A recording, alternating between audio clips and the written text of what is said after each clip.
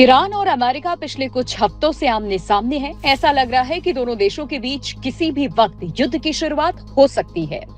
एक तरफ अमेरिकी राष्ट्रपति डोनाल्ड ट्रंप तो दूसरी तरफ ईरान के सर्वोच्च नेता अयातुल्लाह अली खामनेई। इस बीच सैटेलाइट तस्वीरों ने हलचल और बढ़ा दी। प्लैनेट लैब्स और रॉयटर्स की तस्वीरों में जनवरी से फरवरी 2026 के बीच अमेरिकी सैन्य अड्डों पर तेज गतिविधि दिखाई दे रही है। कतर का अल उदैद एयरबेस, जो अमेरिकी सेंट्रल कमांड का मुख्यालय है, वहां लड़ाकू विमानों की संख्या बढ़ी है। मोबाइल पैट्रियट मिसाइल लॉन्चर तैनात किए गए हैं, जो बैलिस्टिक मिसाइलों को रोकने में सक्षम है। जॉर्डन के मुवाफक सॉल्टी एयरबेस पर F-15E fighter jet, A-10 ground attack विमान और MQ-9 ड्रोन तैनात किए गए हैं। सऊदी अरब के प्रिंस सुल्तान एयरबेस पर भारी ट्रांसपोर्ट विमान C-5 गैलेक्सी और C-17 दिखाई दिए। ये विमान बड़ी मात्रा में सैन्य उपकरण और हथियार पहुंचाने में सक्षम है। अमेरिका के तेवर तल्ख है। अमेरिकी उपराष्ट्रपति JD वेंस ने व्हाइट हाउस की तरफ से बयान जारी करते हुए कहा कि अमेरिका का मकसद ईरानी सरकार को हटाना नहीं, बल्कि ये सुनिश्चित करना है कि तेहरान के पास परमाणु हथियार न पहुंचे। हालांकि दूसरी तरफ खामनेई परमाणु हथियारों को लेकर बिल्कुल भी झुकने को तैयार नहीं है। साफ लग रहा है कि अमेरिका और ईरान के बीच परमाणु कार्यक्रम को लेकर तनाव चरम पर है। पेंटागन ने मिडिल ईस्ट में दूसरा एयरक्राफ्ट कैरियर स्ट्राइक ग्रुप भेजने की तैयारी शुरू कर दी है।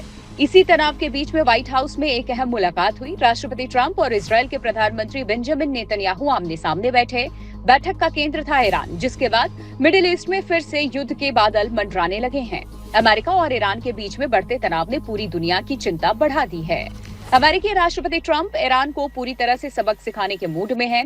शायद यही वजह है कि पेंटागन ने दूसरे एयरक्राफ्ट कैरियर स्ट्राइक ग्रुप को तैयार रहने का आदेश दिया है। अगर अंतरिम मंजूरी मिलती है तो USS जॉर्ज H.W. बुश भी मिडिल ईस्ट की ओर रवाना हो सकता है। पहले से ही USS अब्राहम लिंकन इस क्षेत्र में तैनात है। करीब एक साल बाद ऐसा होगा जब 2 अमेरिकी एयरक्राफ्ट कैरियर एक साथ इस इलाके में मौजूद होंगे।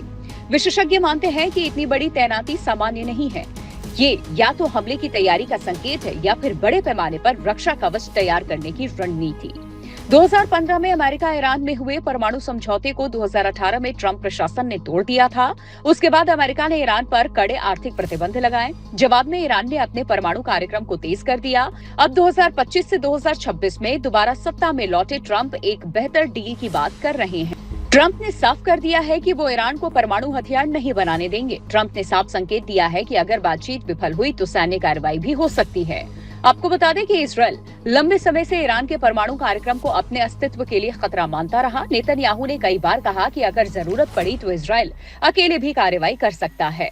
विशेषज्ञों का मानना है कि इतनी व्यापक तैनाती 2 संदेश देती है। पहला, अगर हमला करना पड़ा तो अमेरिका तैयार है। दूसरा, अगर ईरान जवाबी हमला करे तो अमेरिका के पास मजबूत रक्षा कवच मौजूद है। क्योंकि ईरान पहले भी अमेरिकी ठिकानों को निशाना बना चुका है, उधर ईरान भी चुप नहीं बैठा है। रिपोर्ट्स के मुताबिक इस्फहान समेत कई न्यूक्लियर साइट्स को और मजबूत किया जा रहा है। यानी दोनों पक्ष पूरी तैयारी की मुद्रा में हैं। सवाल ये है, क्या युद्ध तय है? राजनीतिक विश्लेषकों का कहना है कि ये मैक्सिमम प्रेशर रणनीति का हिस्सा हो सकता है।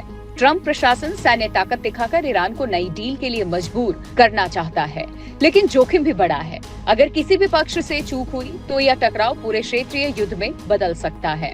अमेरिका और ईरान के बीच में ये टकराव सिर्फ 2 देशों का विवाद नहीं, इसका असर पूरी दुनिया पर पड़ सकता है।